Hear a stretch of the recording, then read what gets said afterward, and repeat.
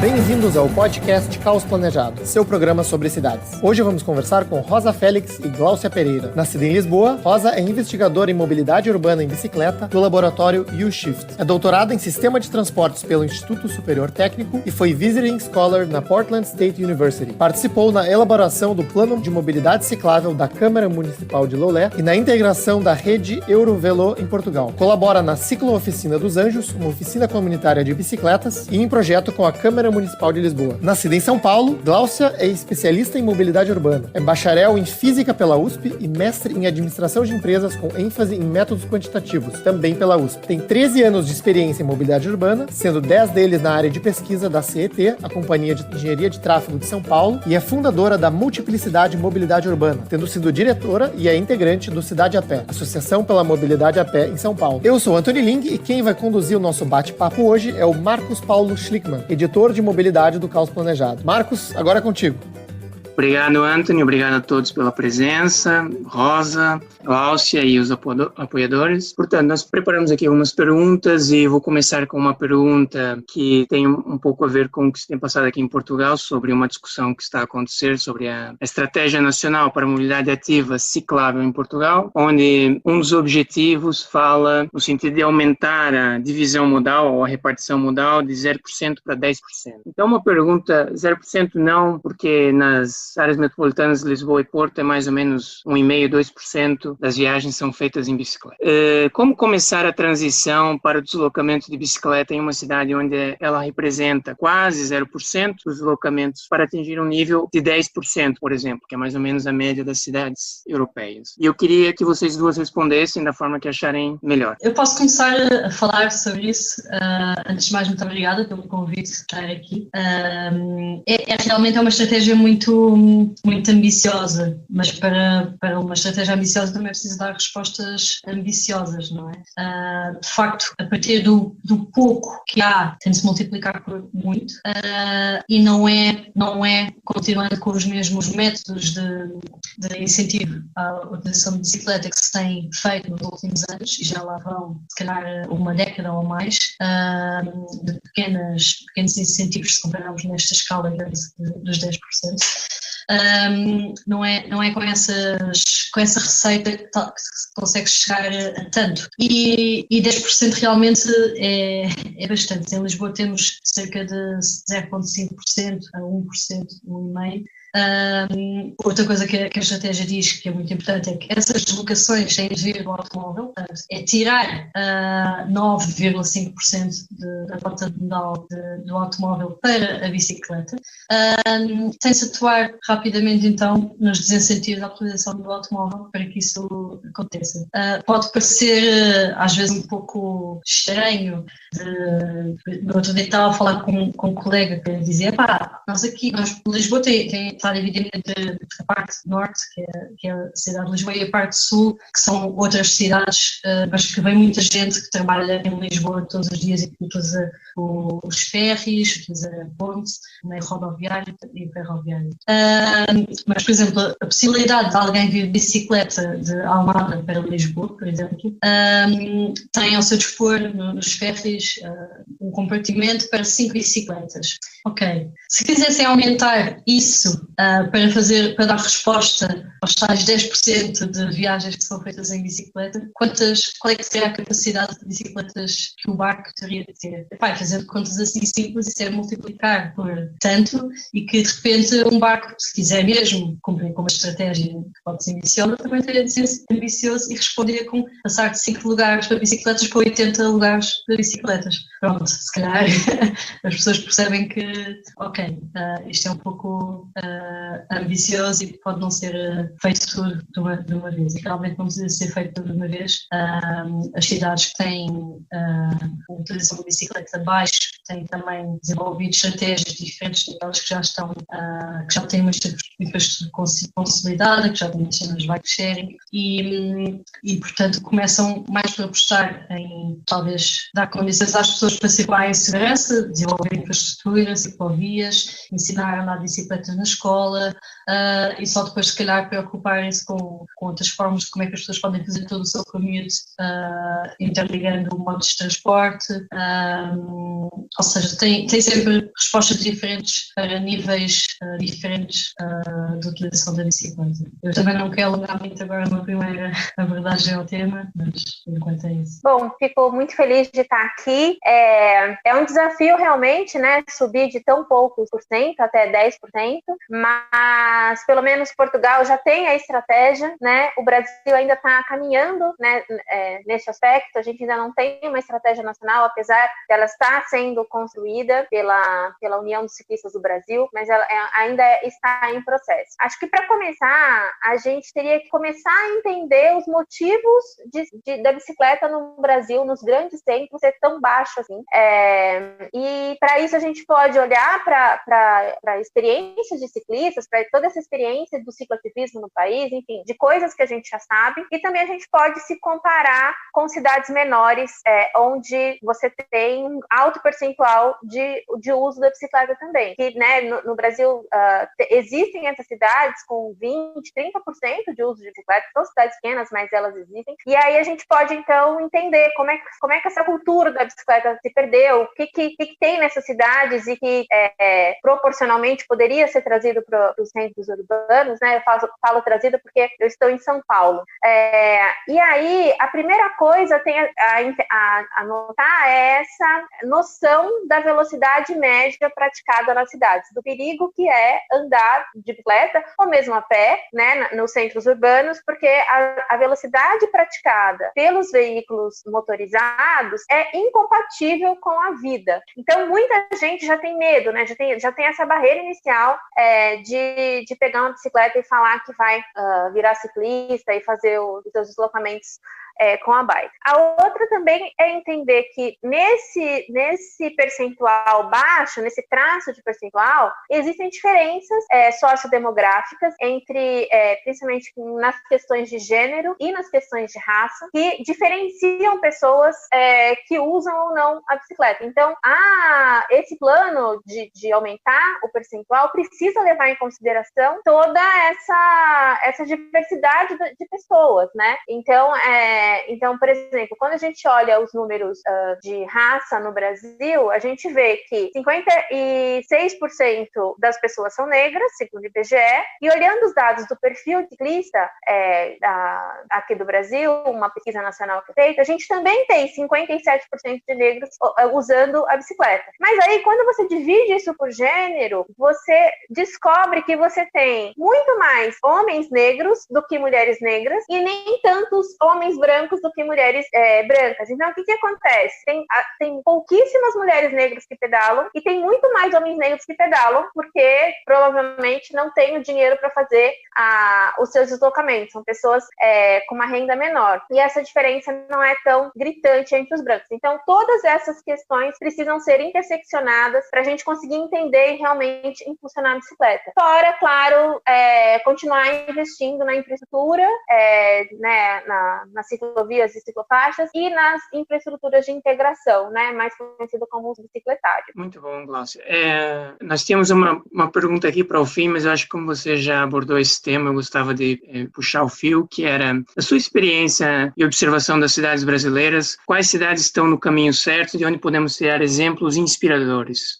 No Brasil, Fortaleza está se destacando por essa questão não só das bicicletas, mas também da segurança viária como um todo. Mas Fortaleza vem aí num processo já de alguns anos de implementar a infraestrutura de ciclovia e ciclofaixa e trazer os sistemas de bicicletas compartilhadas, inclusive muita integração nos terminais de transporte coletivo e também fazendo uma coisa muito interessante, que é fazer programas diferenciados de horas de uso da bicicleta compartilhada para que as pessoas consigam passar a noite com a bicicleta. Então, a pessoa consegue, por exemplo, pegar o ônibus até um terminal e essa última perna da viagem que a pessoa faria com outro ônibus ou a pé, ela faz de bicicleta, passa a noite com a bicicleta, ou seja, com 12 horas de devolução e devolve de manhã, entendeu? Então, e isso varia de cada lugar para a cidade. Então, esses planos de incentivo da bike, tentando entender no território o que é melhor para aquela região, faz toda a diferença. E a gente tem, né, algumas cidades que começam aí a ter mais cicloativistas, mais pessoas engajadas, e o poder público nessa tentativa. A gente viu nessas eleições agora, nas eleições municipais, que a mobilidade urbana foi bastante pautada, diferente das eleições anteriores, então foi tema em várias cidades, assim. Então é isso, é uma oportunidade que a gente tem agora, mas também a passos lentos. Uma pequena experiência pessoal, o que eu notei sempre no Brasil, e a minha cidade de Joinville sempre teve muitas bicicletas, e porque era uma cidade muito plana, não é? E tinha muitas indústrias, então eram grandes polos de concentração de emprego, indústrias mesmo muito grandes, com 10, 20 mil funcionários, não é? Então era virtualmente impossível, né? As empresas de ônibus não tinham capital para ter ônibus grandes, então era mesmo o que essas indústrias faziam, eram empresas de fundição e grandes fábricas de eletrodomésticos, construíam pequenos bairros próximos e davam bicicletas aos funcionários, não é? E porque era impossível transportar aquela quantidade de gente na hora de pico, não é? Que eles saíam todos na mesma hora. E isso se perdeu, não é? Porque o que acontecia foi exatamente a questão aí da velocidade que você falou, né? Porque antes, e todos aqueles trabalhadores quando saíam das fábricas, não havia quase automóveis, não é? Então a velocidade passava um carro ou outro, e hoje em dia o automóvel tomou o espaço que antes eram dessas bicicletas, né? E também o que eu acho também interessante, que as cidades brasileiras, principalmente as mais pequenas, também se notam muita utilização de bicicleta, assim mesmo cidades, como você disse, 20, 30 mil habitantes, que às vezes a gente acha que não são o lugar mais óbvio para isso, mas acabam sendo, não é? Não sei se você tem alguma coisa para comentar sobre isso. Ou... eu acho que existe um escalonamento do tamanho das cidades que a gente precisa respeitar, né? Entender essa questão toda de como a bicicleta é usada nessas cidades menores, e a gente perde um pouco do potencial argumentativo, assim, se você não consegue você chegar numa cidade grande, muito grande, e falar que na cidade pequena isso acontece, né? Os prefeitos da cidade grande não conseguem entender, fica um exemplo quase ilusório. Mas, por exemplo, o exemplo de Fortaleza é muito bom, porque ela serve tanto para cidades maiores que Fortaleza, que tem algumas no país maiores que Fortaleza, mas ela serve de exemplo, e ela também serve de exemplo para cidades médias, menores, assim, entendeu? Então, e por isso que é um exemplo tão importante, né? Então, acho que é isso, você tem que ter esses exemplos intermediários para a gente conseguir, enfim, de alguma forma, ativar cada vez mais o poder público, ou mesmo fazer uma estratégia mais assertiva para cada porte de cidade, porque é isso, o uso da bicicleta é muito, muito múltiplo, assim, né? Tem vários fatores, né? Então, nessas cidades pequenas, por exemplo, você nem perde tempo de prender, de amarrar a bicicleta, né? Você pode deixar a bicicleta solta. Nos grandes centros, às vezes, você demora 10 minutos para achar um lugar seguro para conseguir prender a bicicleta. Então, tem variações. Essas dinâmicas são interessantes, né? Pronto, agora perguntando para a Rosa, nos últimos anos, a cidade de Lisboa sofreu uma transformação incrível em termos de mobilidade ciclável, tanto no âmbito da oferta, novas ciclovias pop-up, estacionamento para bicicletas, quanto na procura. Temos agora sistemas de bike sharing, como o sistema Gira, com bicicletas convencionais e elétricas, também alguns sistemas sem doca, como o sistema Jump, e também alguns apoios municipais e nacionais para compras de bicicletas tradicionais e elétricas. Conte-nos um pouco como foi evidenciar em primeira pessoa essa transição, como utilizadora, munícipe, ativista e como pesquisadora do tema. Ok, bastante diferentes. Portanto, é engraçado que a falar da escala de Lisboa comparado com outras cidades do Brasil não tem nada a ver, não é? Portanto, em Portugal não há nenhuma cidade com 1 milhão de residentes sequer. Portanto, é uma escala e uma maneira de aplicar estratégias bastante diferentes, que também para algumas massas, mas com uma escala mesmo que não tem nada. O desafio é outro, e se calhar não é tão acaba por não ser tão complicado.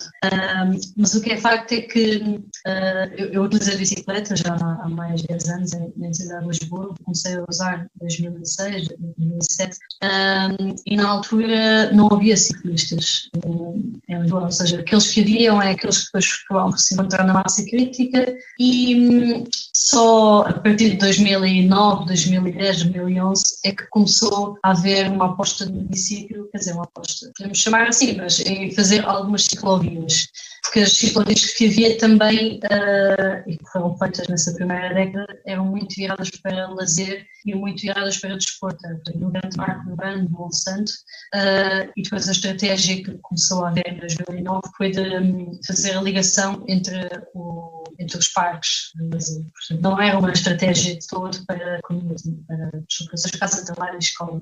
Entretanto, felizmente, a coisa mudou um bocadinho e percebeu-se que não, é possível andar de bicicleta em Lisboa, vamos criar condições de segurança. E foi-se criando uma rede, finalmente, que liga precisamente as origens e os destinos de quem vive e trabalha na cidade, mas também das pessoas que trabalham na cidade, mas não vivem aqui. E a rede, neste momento, tem cerca de 90 km, se contarmos os quilómetros lineares, em infraestrutura segregada.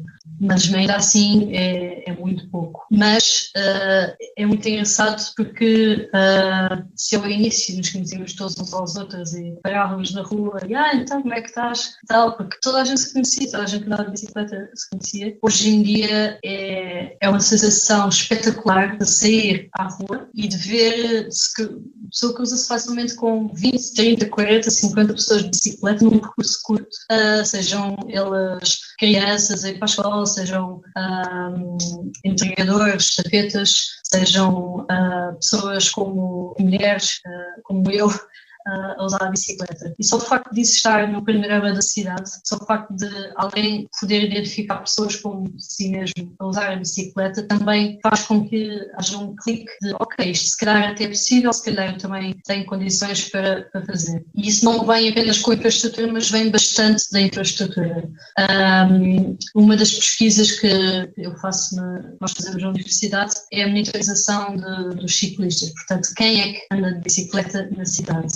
E fazemos entre 40 a 60 locais da cidade, estamos ali 2 semanas a contar ciclistas que passam, a anotar todas as suas características, desde de onde é que vem, para onde é que vai, que cruzamento é que fez, se foi pelo passeio, se foi pela estrada, se havia ciclovia, etc. Até se é homem ou mulher, se é criança, se é idoso, qual é o tipo de bicicleta que tem, se estava com capacete, se é bicicleta elétrica, se é durável, se estava em atividade de esporte, tudo isso. E uma das coisas que temos vindo a perceber com os dados que temos, portanto com evidência a sério, é que a cidade está a ficar mais amiga das pessoas de género feminino, não é? E de crianças, e que elas surgem precisamente onde não havia infraestrutura e passou a haver. Portanto, isso é um proxy, um sinal de que realmente, criando as condições de segurança para as pessoas circularem, que o acesso a este modo fica muito mais fácil, porque aprender a andar de bicicleta é fácil, ter uma bicicleta também não é assim tão difícil, não é um veículo extremamente caro quando comparado com os outros, a sua manutenção também é simples. Agora, ter condições para poder usá-lo em segurança, esse é que é o problema e essa é que é a barreira que muitas pessoas identificam quando querem começar a andar de bicicleta. Criando essas condições e também percebendo, porque se vê, não é? Porque se vê outras pessoas como nós a andar de bicicleta, que é possível, e falando talvez com colegas no trabalho, na escola, familiares que também incentivam a usar a bicicleta, toda essa mudança de comportamento se torna mais fácil de realizar, porque uma pessoa não se torna ciclista de um dia para o outro, há um processo, há uma reflexão, há uma observação, uma experiência até se adquirir esse hábito e se estabelecer esse hábito.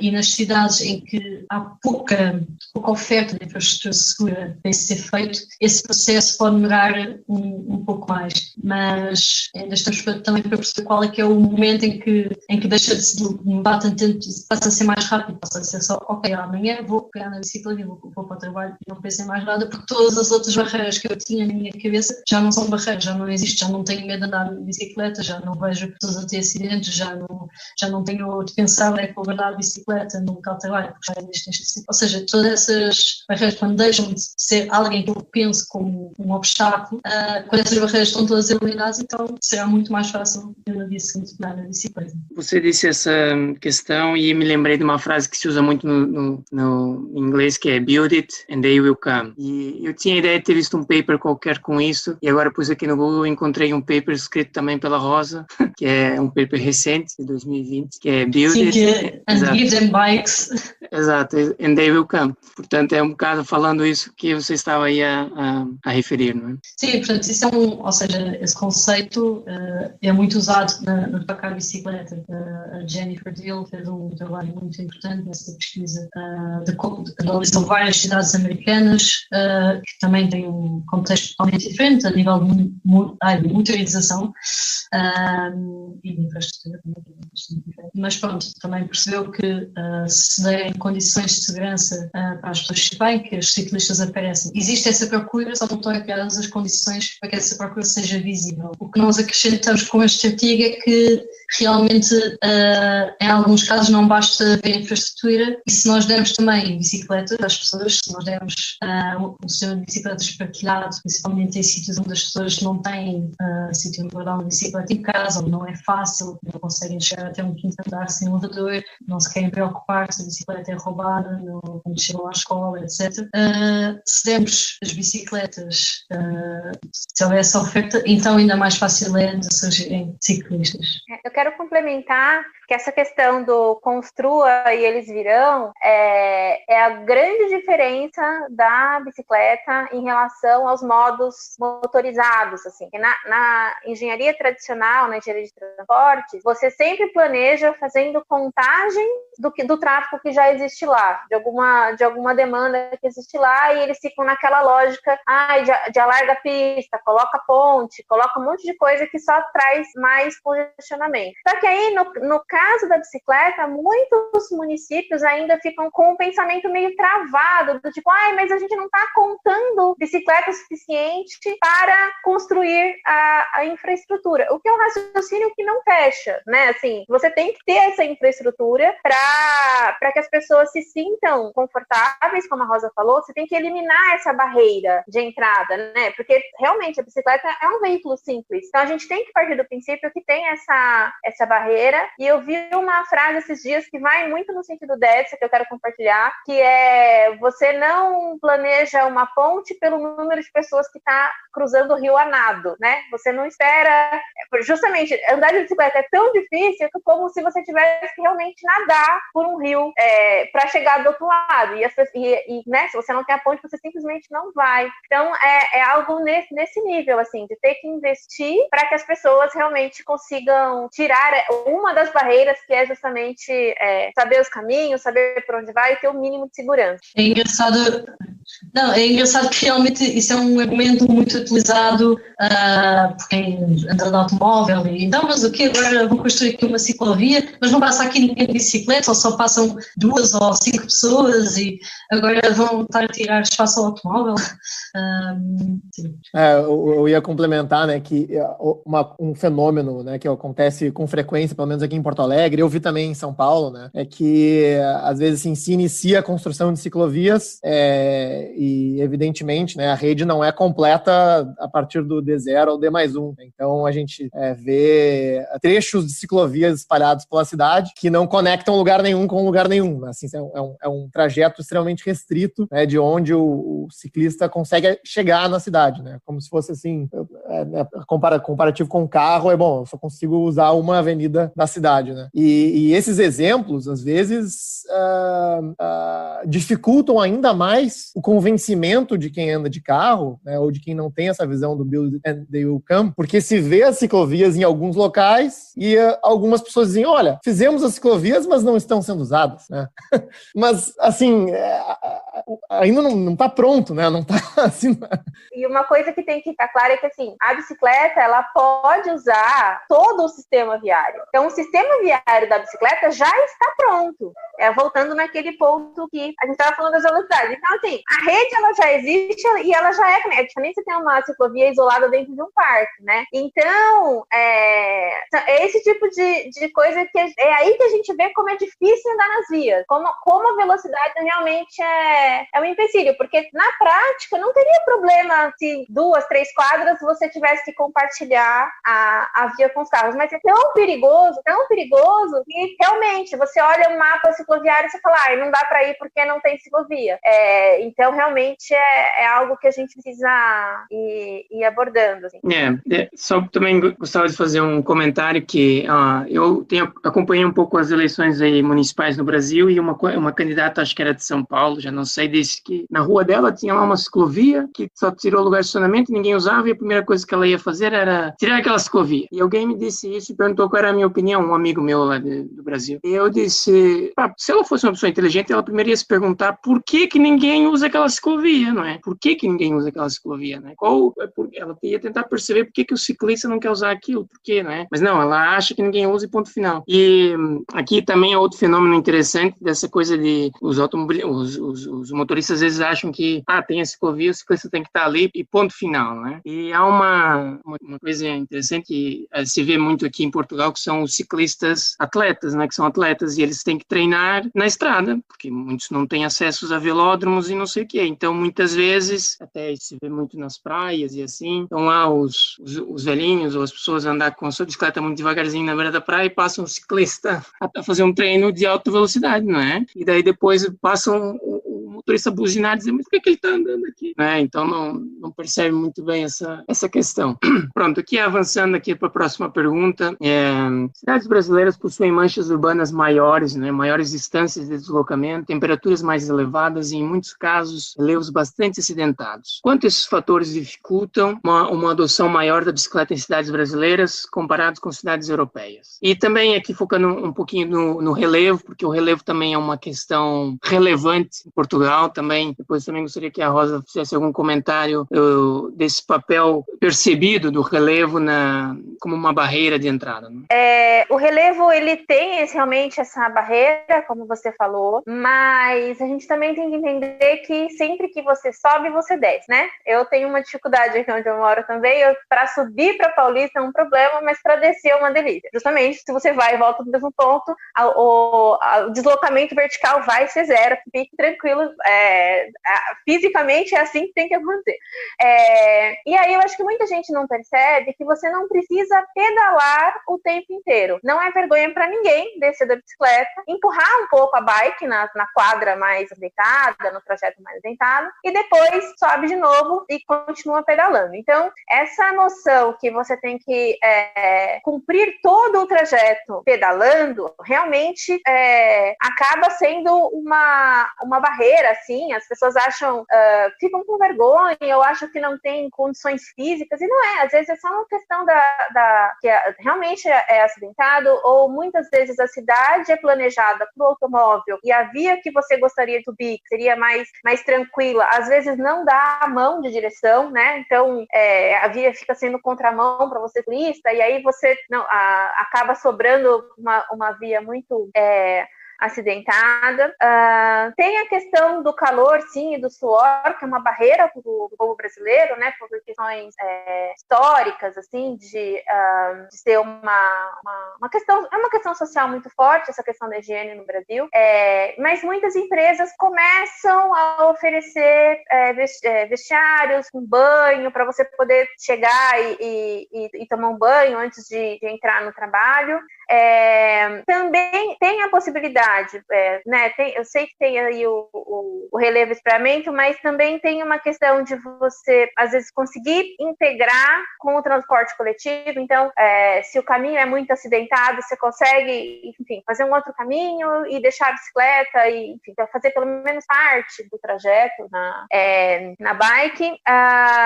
E é isso, é uma questão de pequenas barreiras que vão se somando, que precisam ser endereçadas de alguma forma, mas acho que o mais importante é a gente pensar que tudo bem, é uma barreira individual, mas também é uma barreira coletiva, também é uma barreira de mudança comportamental como um todo, que envolve governo, que envolve empresas, que envolve esse setor de estacionamento, né, essas empresas de estacionamento, poder deixar a bike, ter um lugar ali para você poder fazer uma higiene nesse ponto de estacionamento. Começam a surgir aqui em São Paulo empresas, esses pontos, às vezes assim, em subsolos de shoppings, que tem um estacionamento da bicicleta e também tem um lugar para você fazer uma higiene. Então, são essas considerações que a gente tem que ir fazendo. Lúcia, um follow-up em relação a essa questão, né?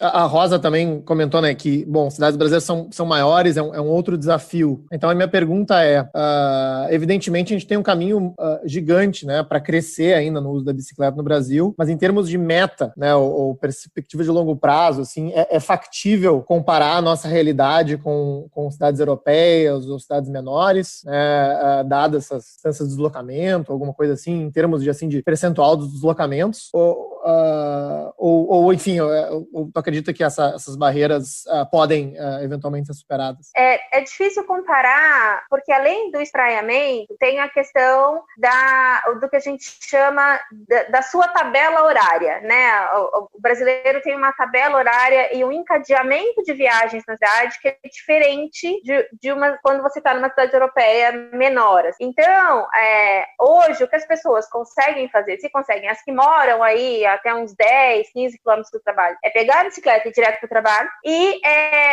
tem aquelas que moram mais perto e até conseguem fazer uma coisa em outra. Mas como eu estava falando, aquela questão de onde parar a bicicleta, se o comércio é aceitável de bicicleta, se você vai conseguir carregar carga, que aí volta também a coisa do relevo, se você consegue passar no supermercado ou não. Todas essas questões que variam dessa estrutura e também varia de uma estrutura de gênero, né? Então, a gente sabe que nas cidades brasileiras, no Brasil ainda, comparado com cidades europeias, as mulheres ainda têm muito mais atividades de cuidado, ou seja, atividades de cuidado com os filhos, atividades de cuidado com a casa, com parentes mais idosos. Então, toda essa estrutura de cuidado que a sociedade brasileira ainda imputa para pessoas do gênero feminino, ainda é bem diferente. Então, não aí extrapola a questão da distância, sabe? Tem muito mais coisa do que você faz no dia a dia, se você vai conseguir sair para almoçar fora, se você não vai.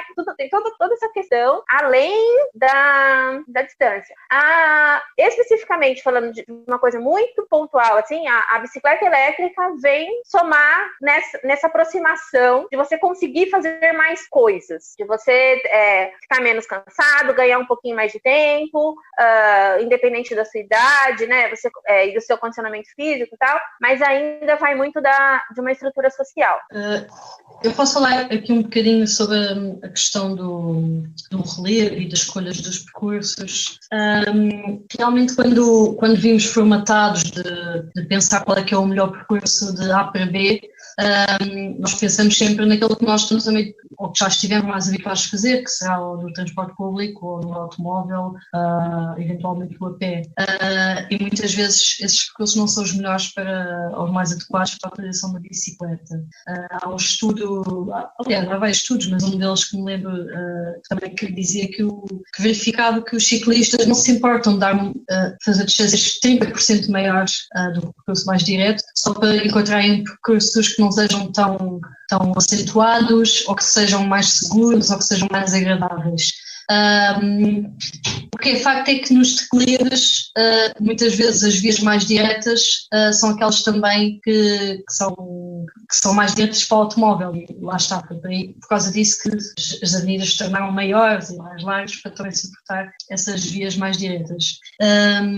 Agora, quando estamos a colocar uma via para uma bicicleta, também temos de pensar, ok, nós queremos que a bicicleta vá um caminho mais suave e às vezes pode dar uma volta maior, ou também, por que não colocá-la nessa via que também provavelmente será suave, mas será menos segura, mas que terá mais visibilidade, porque é uma via central, é uma via que muitos automóveis passam e que poderão ver outras pessoas a usar a bicicleta e fazer mais uma mudança de comportamento por observação, por ver outras pessoas a usar, em vez de meter a infraestrutura numa via paralela ou numa via que não tenha tanto impacto visual.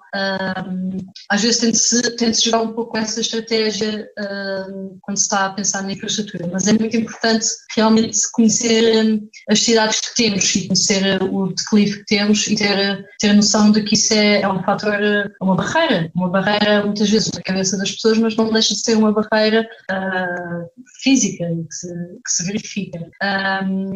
Um dos projetos que estive também envolvida, também com o Marcos, foi de perceber como é que se podia fazer um método automático de classificação das ruas pelo declive, e isto permite realmente as cidades saberem, terem noção, ou seja, quais são as vias com mais ou menos declive, mas também ter uma noção geral de que aquela cidade, isto afinal, mais de metade das vias são perfeitamente cicláveis, não estamos aqui, nós temos uma noção na nossa cabeça que, se eu tiver de subir até ao castelo, é muito a subir, pois é, mas eu vou todos os dias ao castelo, eu tenho de ir todos os dias ao castelo por aquele caminho mais acentuado. Não, nem uma coisa nem outra. E existem alternativas que permitem fazer esses percursos sem tanto esforço, mas fazê-los na mesma. Não estou a falar do castelo, mas estou a falar de outras partes da cidade que também são onde são as origens e os destinos, a procura das viagens. No Porto, estava aqui uma pergunta do Sidney, qual é que seria, quanto ao relevo, com uma barreira especial da cidade do Porto, que está recebendo novas ciclovias, qual é a minha percepção?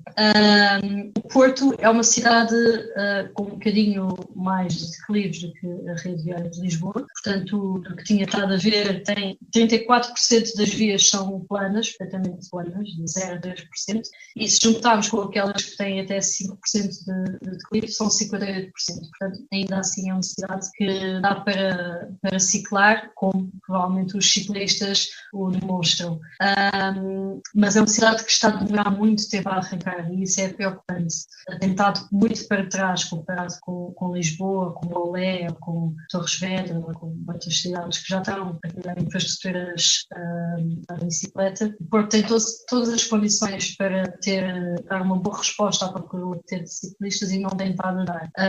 Pelo que eu percebi, agora existem um novo plano de ciclovias rápidas que ligam realmente as principais avenidas. Eu acho que isso é um bom caminho a tomar, principalmente se haver apoio público, não só dos ciclistas, mas também de moradores que percebem que as coisas têm de mudar, não pode haver tantas pessoas a ficar doentes com a atmosfera, que os meus filhos não podem ser tutelados, etc. Se houver esse apoio, pode ser que não perca o comboio de tornar-se uma cidade com mais ciclistas, não é? Aqui na parte de saber, de conhecer a cidade que se tem, das ruas que se tem, dos declives que se tem, também então uma parte muito importante que é do planeamento de soluções de contrafluxo. Portanto, há ruas que só têm um sentido e que esse sentido é subir, mas se nós invertemos o sentido para bicicletas, passa a ser mais uma opção para quem quer usar a bicicleta nessa via. E isso às vezes acaba por criar os caminhos mais curtos ou de menor esforço, apenas com uma componente de sinalética e de algumas condições de segurança. E depois também não desprezar o poder que as bicicletas elétricas têm, não só de alcançar os locais mais rapidamente, mas também desconstruir na cabeça das pessoas que é fácil usar a bicicleta. Houve ultimamente uma grande aposta de compra de bicicletas elétricas. Nós, nas contagens que temos feito pela Universidade de Lisboa, vemos que é incrível. Neste momento são 20 e tal % das bicicletas que vemos são elétricas, o que não acontecia há 3 anos. É mesmo uma alteração muito grande, e eu acho que este incentivo que o Governo deu e que a Municipal também deu foi muito importante, porque fez com que o custo de uma bicicleta elétrica passasse por metade, e às vezes, acumulando os dois benefícios, às vezes custava quase nada uma bicicleta elétrica. E para dar resposta àquelas pessoas que acham que, mas eu vou chegar suado, já estou inspirado no trabalho e aquele percurso ainda tem uma subidazinha, ok, então toma lá uma bicicleta elétrica. Realmente, isto até se faz, é menos um carro circular e é benéfico para todos. Antes disso, nós já tínhamos percebido com o sistema de bicicletas partilhadas, que também é elétrico, que trazia muita gente a usar a bicicleta. Agora, com as bicicletas próprias, percebemos que realmente é uma boa solução para cidades declivosas.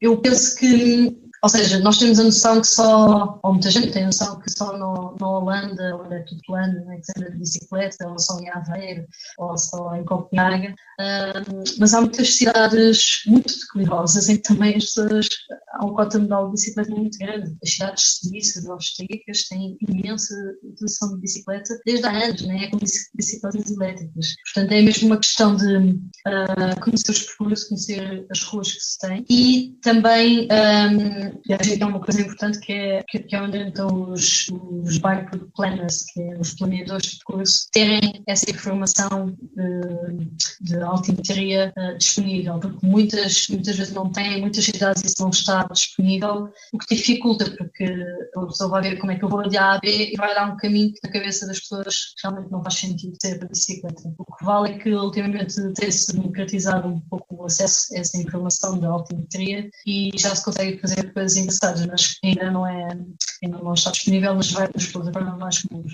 Rosa, sim, por favor. Só complementar um dado de uma pesquisa que eu fiz para a Aliança Bike, o número de bicicletas elétricas no Brasil está subindo muito e que nos últimos anos ele tem tido um crescimento aí bem sustentado de 30% ao ano de bicicletas elétricas no Brasil. Então, apesar de ainda ser um número pequeno, foram vendidas no mercado em 2019 25 mil bicicletas elétricas no Brasil, bem baixo ainda, principalmente se você comparar com o número de vendas de automóveis, é um número realmente baixo ainda, mas é um número que vem crescendo e as pessoas vêm percebendo como é algo que pode realmente facilitar o uso de mais bicicletas na cidade. Obrigado, Glaucia, por essa informação. Era a nossa próxima pergunta. A gente vai abordar um pouquinho mais essa pesquisa, mas antes eu queria falar um pouco do que a Rosa comentou sobre um mapa que também eu tinha aqui para o fim das perguntas, mas eu e a Rosa tivemos a trabalhar nas últimas semanas. A Rosa teve a trabalhar, eu só passei a ideia.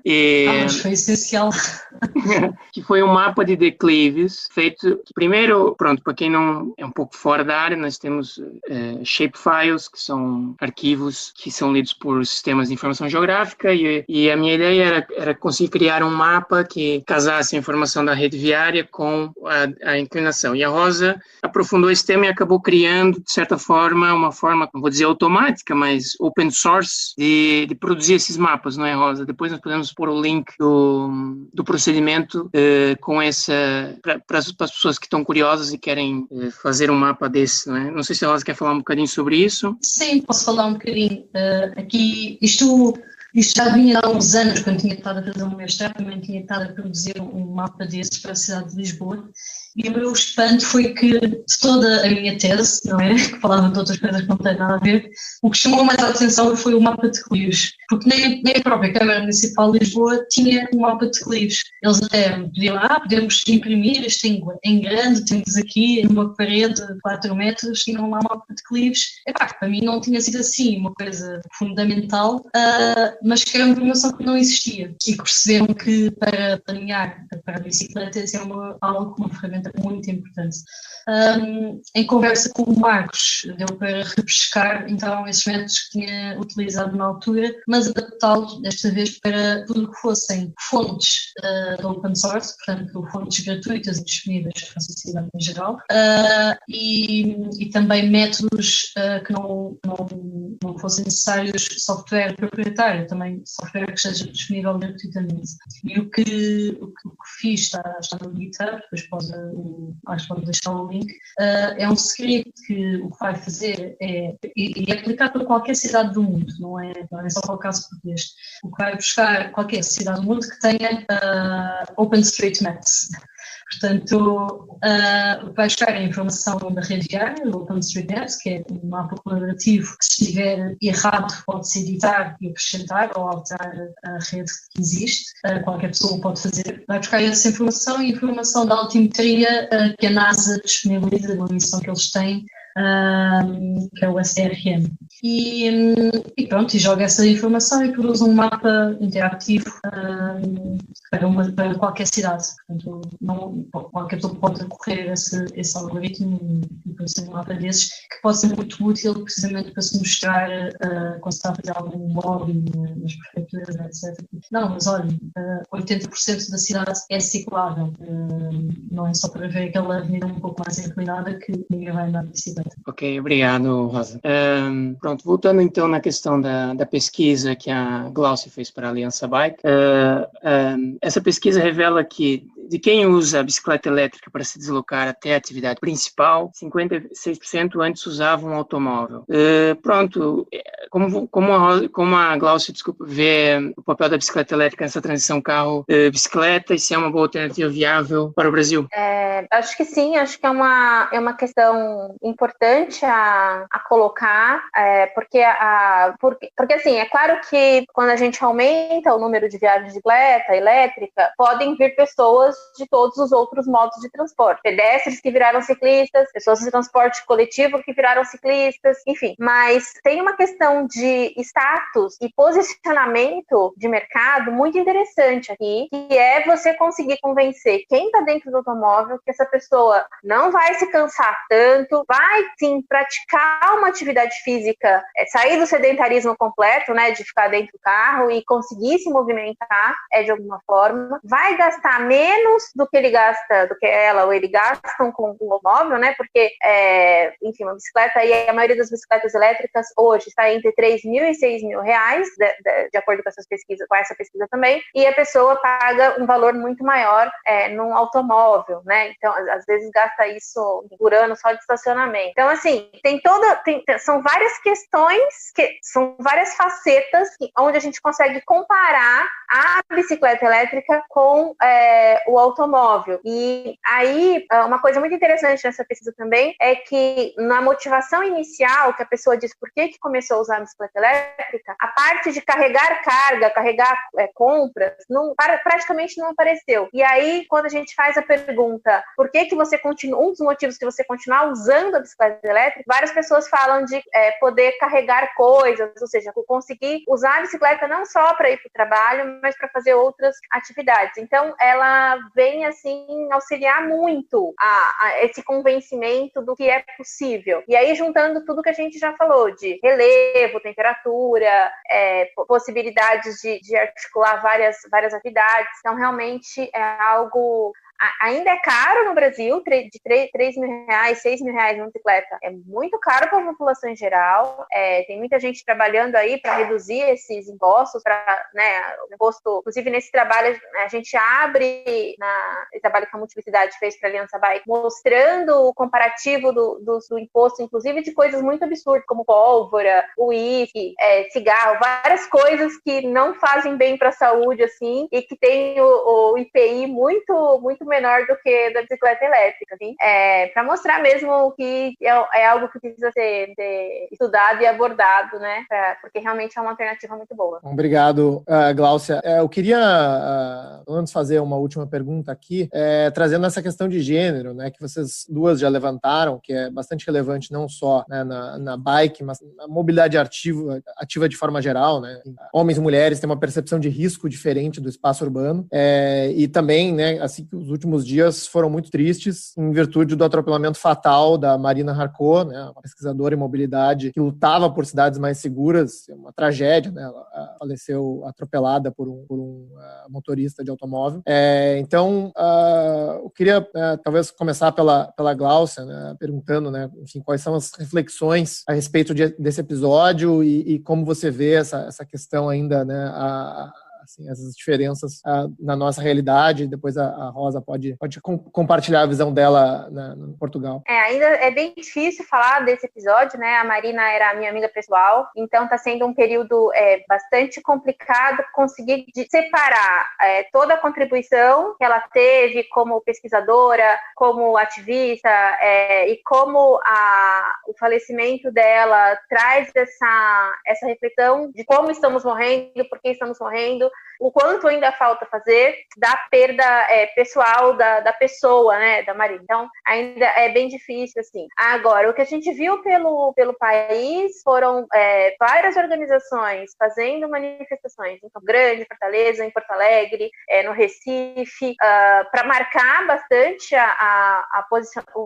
questão da morte da Marina, que era uma ciclista extremamente experiente, que conhecia a cidade, que conhecia muito de bicicleta. Então, eu acho que marca, é claro que eu tenho um número aqui que eu acabei de levantar, acho que foram 1.363 ciclistas mortos no Brasil em 2018, o último dado do Sul. É muita gente. E nos últimos 20 anos, de 99 a agora 2018, né, que foi o último dado, foram mais de 26 mil. Então, é muita gente morrendo de bicicleta, e quando morre uma pessoa que é experiente, é cicloativista e conhece a causa, choca por causa disso. Assim. Então, não é que, só para colocar que todas essas mortes são importantes. E quando a gente vê, né, os dados, fica assim, mas é isso, se a gente fica só olhando os dados, a gente vai ficando frio nós mesmos, assim. Mesmo a gente que trabalha e tem amiga que é ciclista, vai passando. Então, acho que a morte da Marina traz essa urgência, traz pra pauta todo mundo de novo pra gente, é urgente, assim. Então, só pra colocar uma coisa que eu achei, que eu acho que a gente precisa entender, a gente não pode mais ficar prorrogando prazos, jogando as coisas pro longo prazo. E a ONU agora, mês passado, prorrogou de novo por mais 10 anos a década de segurança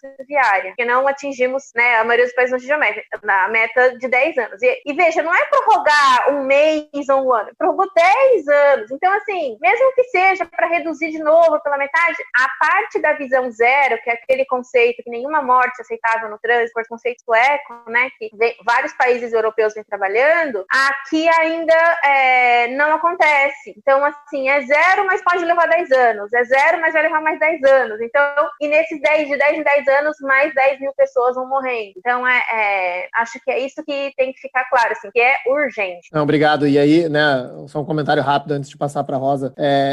A gente viu, né, mesmo durante a pandemia, algumas cidades tiveram mais iniciativa que fazer uma ciclovia com cones de noite para o dia, né? Assim, não é como se a gente estivesse expandindo uma rede de metrô e que fosse levar esse tempo todo. Exato. E aí, só para complementar em relação ao gênero, tem essa questão, além disso, né, a cidade é diferente para as mulheres e é diferente em relação, tem dois tipos de segurança, nesse caso, a segurança viária e a segurança de trânsito, são duas coisas diferentes, mas que no caso de mulheres, elas meio que se juntam, né, então você fica vulnerável de várias maneiras, assim. Então é algo realmente muito, muito caro, muito importante para a gente abordar e aproveitar para chamar os homens para essa pauta. As questões de gênero na cidade não são problemas só das mulheres e principalmente não foram gerados por elas. Então, a gente realmente precisa correr com isso. Obrigado, Gláucia. Rosa, comentário sobre esse tema? Sim, eu acho que o que a Gláucia diz é muito importante, ou seja, que uma morte é um desastre e uma morte acaba por ser uma estatística. Muitas vezes caímos nesse erro de ver as coisas assim e que realmente é próprio que ainda há mesmo muito para fazer. Há muito para fazer para se chegar ao resultado de 0 mortes, que ninguém morreu por causa de um automóvel. E não estamos a falar só de ciclistas, estamos a falar de pessoas com acidentes por automóvel, peões, etc. Ainda morre muita gente e isto são apenas os diretos, né? Porque depois há todos os indiretos de poluição automóvel, de sedentarismo, todos esses problemas que conhecemos. Aqui até parece que joga um pouco com a primeira pergunta que foi feita neste podcast da estratégia de mobilidade ciclável e de uma estratégia de visão zero de mortes na estrada. Nós para conseguirmos fazer estratégias que sejam realmente aceites, também temos mesmo de trabalhar para que essas metas sejam atingidas. Não é só ficar num papel, não é só sair um documento bonito a dizer a nossa visão é zero mortes na estrada. Não, é preciso mesmo arregaçar as mangas, alocar dinheiro para que isso aconteça, fazer campanhas, fazer uma melhor educação nas escolas de condução, fazer a melhor educação nas escolas primárias, mesmo quando se está a mostrar que existem outras formas de meio de transporte, não é só o automóvel. É preciso fazer ainda muito trabalho e que não pode ser não pode ficar apenas num dossiê, num documento, tem mesmo de ser feito.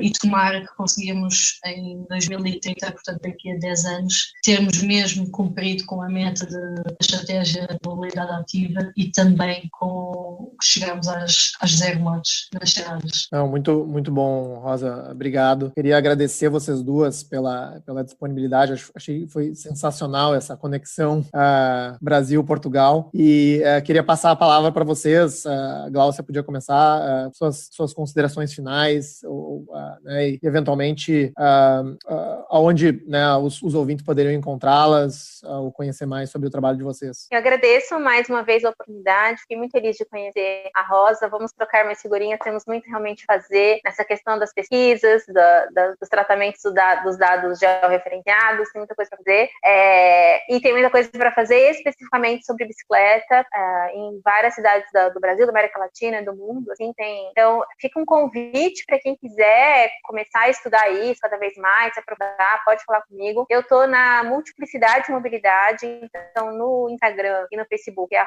@Multiplicidade Mobilidade, e no YouTube também tem vídeos lá falando sobre pesquisas e dados em mobilidade urbana, e fico muito feliz mesmo, e acho que a gente vamos aí começar 2021 enfim, com a bike nas cabeças para a gente poder fazer cada vez mais coisa. Para mim foi uma excelente conversa, agradeço imenso este convite, gostei muito de conhecer a Gláucia, acho que realmente temos imensas coisas que podemos ir trabalhando em conjunto. Em Lisboa nós vamos acolher uma conferência muito importante em torno da bicicleta, que é o Velocity, que já foi também no Rio de Janeiro, e este ano próximo vai ser em Lisboa, e quero convidá-lo também para submeter algum resumo que tenha para a chamada de abstract que está a decorrer neste momento no velocity.com. As minhas pesquisas podem ser encontradas no laboratório que faço parte, que é o UShift, o Instituto Superior Técnico da Universidade de Lisboa, ou também no meu site, onde também vou expondo alguns outros trabalhos pessoais, como por exemplo estes de clipes, que acaba por ser um hobby, mas que felizmente consigo conjugar coisas que vou fazer de fora das horas de trabalho, com esta preocupação de querer dar melhores condições às pessoas para usar a bicicleta, querer que haja mais ciclistas nas ruas, querer que haja menos dependência do automóvel. O meu site é rosafelis.bike, tem lá toda essa informação, os contactos, e é isso, vamos falando. Eu acho que há imensa pesquisa que é feita no Brasil, que muitas vezes, infelizmente, não chega à Europa, por uma questão também de língua, talvez, mas para Portugal tem todas as condições para chegar, não é? Por isso vamos trocando aí uns assuntos e uns artigos, umas pesquisas. Muito obrigada pelo convite, Gigi. Eu esqueci de falar que eu também tenho um site onde estão publicados todos os trabalhos, é o www.multiplicidademobilidade.com.br. Excelente. A gente vai colocar todas as referências, links no post do episódio. Então, para quem está ouvindo e quiser acessar o site depois, pode conferir as referências todas por lá. Gláucia, Rosa, obrigadíssimo. Adorei conhecer vocês melhor, conhecer melhor o trabalho de vocês, bater esse papo e muito obrigado. Obrigada. Muito obrigada. Foi um prazer. Vamos falando. Nesse episódio, conversamos com Rosa Félix e Gláucia Pereira. Você pode encontrar os links para os artigos citados ao longo da conversa na descrição desse podcast. Agora você pode apoiar o Caos Planejado. Visite caosplanejado.com para conferir nosso site e faça uma doação para nos ajudar a levar essa conversa a um número ainda maior de pessoas, com novos conteúdos em formatos cada vez mais acessíveis. Seja um apoiador premium e tenha acesso ao nosso grupo exclusivo no WhatsApp, a nossa biblioteca virtual com centenas de artigos, descontos em cursos e eventos, sorteios e mais. Nossa edição de som é feita pelo Cristiano Botafogo. Obrigado por ouvir o podcast Caos Planejado e espero vocês no nosso próximo episódio.